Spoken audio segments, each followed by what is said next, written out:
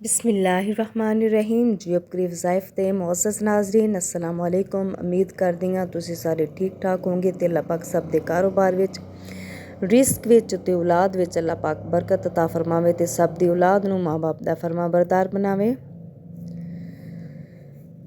अज मैं अपने नाज़रीन दे नाल एक बहुत ही ख़ास अमल ते एक बहुत ही ख़ास तस्बीह शेयर करना जा रही हां। जिहड़ा अमल है बहुत ही मुजरब अमल है। वीडियो नूं तुसीं स्किप नहीं करना।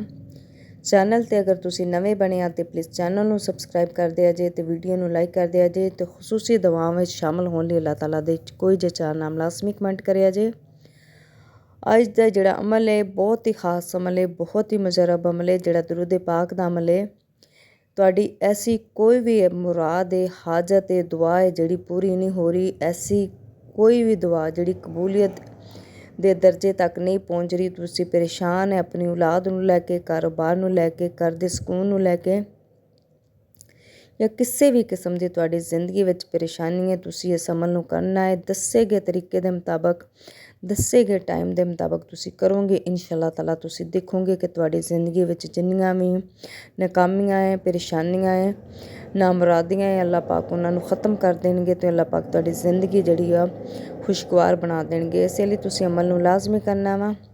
अमल दा तरीकाकार कुछ चेंज है कि तुसीं नमाज़े फजर अदा करनी है। नमाज़े फजर तो लैके सुबह 10 बजे तक तुसीं अमल करना है। अमल जिहड़ा सूरज नूं देखदे होए दस्से गए तरीके दे मुताबक करना है। नमाज़े फजर अदा कर लैनी है। जिद्दां ही सुबह सूरज निकलूगा 10 वजे तो पहले पहले तुसीं अमल कंप्लीट करना है। 41 दिन का अमल है। सूरज नूं देखते हुए तुसीं एक दफ़ा सूरज जदों निकल गया सूरज नूं एक दफ़ा देख लेना है। उस तो बाद तुसीं अपनी अखां बंद करके खामोशी नाल तन्हाई दे विच बैठ के जिहड़ा अमल करना है।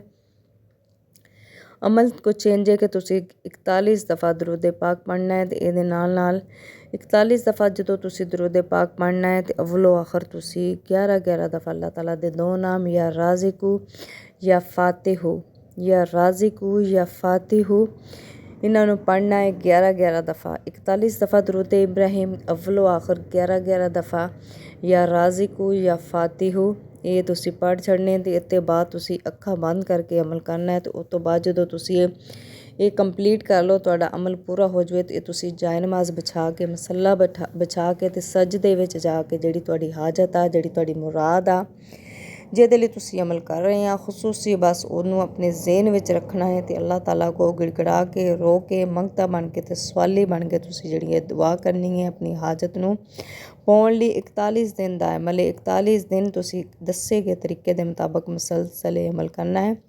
औरतां जिहड़ियां अपने खास अयाम विच भी अमल कर सकदियां ने ते अव्वलो आखिर तुसीं अल्लाह ताला दे नाम पढ़ने ने। ते एह् ऐसा अमल है, ऐसा वजीफा है, जिहड़ी भी तुहाडी जिंदगी विच परेशानी है, मुश्किल आ, औलाद नूं लैके कोई बे औलाद आ, या फिर तुहाडी औलाद जिहड़ी है तुहाडे कहे कारण या औलाद दी अच्छी जगह ते रिश्ते नहीं हो रहे, या फिर आपस विच लड़ाई झगड़े, रिस्क तुहाडा बंद दिता गया है, कोई जादू जिन्नात दा कोई इस तरह का असर हो चुका है तुहाडे घर विच, उन्होंने भी ख़त्म करन लई ये ऐसा अमल है दरूद पाक दा जिन्हों किसी भी हाजत नूं, मुराद नूं, दुआ नूं पाउण लई तुसीं कर सकदे आ।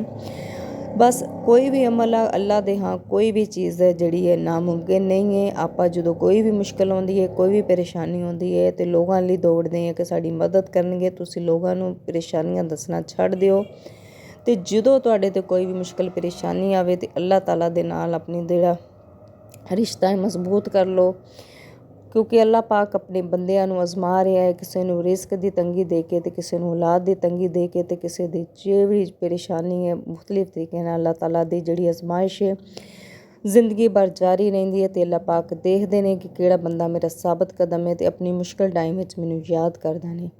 दरूद पाक दे वसीले नाल जिहड़ी भी तुसीं दुआ मंगोगे इंशाअल्लाह ताला तुहाडी दुआ कदी भी रद्द नहीं होगी। 41 दिन का अमल है। 41 दिन के अंदर अंदर तुहानूं इंशाअल्लाह ताला लाजमी खुशखबरी मिलूगी, कामयाबी मिलूगी।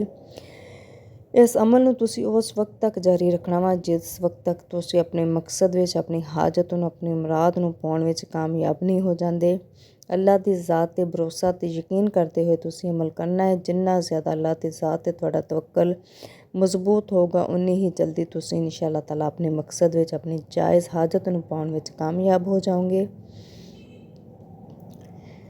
ਤੇ ਇਹਦੇ ਨਾਲ ਜਦੋਂ ਇਸਮੇ ਆਜ਼ਮ ਦੁਆ ਵਿੱਚ ਸ਼ਾਮਲ ਕਰਾਂਗੇ ਤੇ ਇਸਮੇ ਆਜ਼ਮ ਦੇ ਵਸੀਲੇ ਨਾਲ ਜਿਹੜੀ ਦੁਆ ਮੰਗੀ ਜਾਂਦੀ ਉਹ ਕਦੀ ਵੀ ਰੱਦ ਨਹੀਂ ਹੁੰਦੀ। ਲਿਹਾਜ਼ਾ ਇਸਮੇ ਆਜ਼ਮ ਨੂੰ ਤੁਸੀਂ ਆਪਣੀਆਂ ਦੁਆਵਾਂ ਵਿੱਚ ਚੱਲਦੇ ਫਿਰਦੇ ਉੱਠਦੇ ਬੈਠਦੇ ਵਜ਼ੂ ਬੇਵਜ਼ੂ ਤੁਸੀਂ ਇਹਨਾਂ ਦਾ ਵਿਰਦ ਕਰਦੇ ਰੱਖੋ। ਦਰੂਦ ਇਬਰਾਹਿਮ ਦੀ ਫਜ਼ੀਲਤ ਬਹੁਤ ਜ਼ਿਆਦਾ ਹੈ।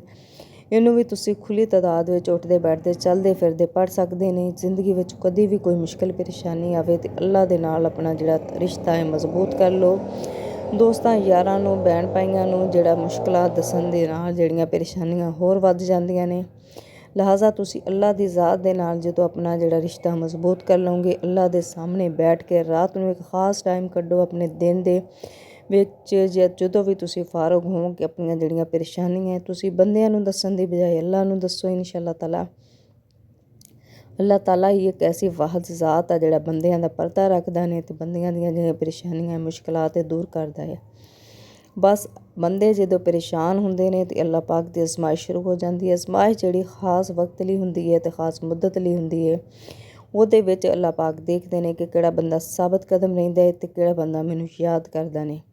ਬਸ ਅੱਲਾ ਨੂੰ ਜਦੋਂ ਆਪਾਂ ਆਪਣਾ ਮੁਸੱਬਲ ਅਸਬਾਬ ਬਣਾ ਲਾਂਗੇ ਤੇ ਅੱਲਾ ਪਾਕ ਨੇ ਸਾਰੀਆਂ ਮੁਸ਼ਕਿਲਾਂ ਪਰੇਸ਼ਾਨੀਆਂ ਜਿਹੜੀਆਂ ਆਪਣੀਆਂ ਹੱਲ ਕਰ ਛੱਡਣੀਆਂ। ਲਿਹਾਜ਼ਾ ਇਸ ਅਮਲ ਨੂੰ ਤੁਸੀਂ ਲਾਜ਼ਮੀ ਕਰਨਾ ਵਾ। ਬਹੁਤ ਹੀ ਖਾਸ ਅਮਲ ਆ, ਬਹੁਤ ਹੀ ਮੁਜਰਬ ਅਮਲ ਆ। ਬਹੁਤ ਸਾਰੇ ਭੈਣ ਭਾਈਆਂ ਨੇ ਮੁਸ਼ਕਿਲ ਹਾਲਾਤ ਵਿੱਚ ਕਰਦੇ ਹੋਏ ਇਹ ਤੋਂ ਕਾਮਯਾਬੀ ਹਾਸਲ ਕੀਤੀ ਹੈ। ਅਮਲ ਨੂੰ ਤੁਸੀਂ ਲਾਜ਼ਮੀ ਕਰਨਾ ਵਾ। ਜੀਓ ਕਰੀ ਵਜ਼ਾਇਫ ਤੇ ਅਗਰ ਨਵੇਂ ਆ ਤੇ ਪਲੀਜ਼ ਚੈਨਲ ਨੂੰ ਸਬਸਕ੍ਰਾਈਬ ਕਰ ਦਿਆ ਜੇ। ਜਜ਼ਾਕ ਅੱਲਾ।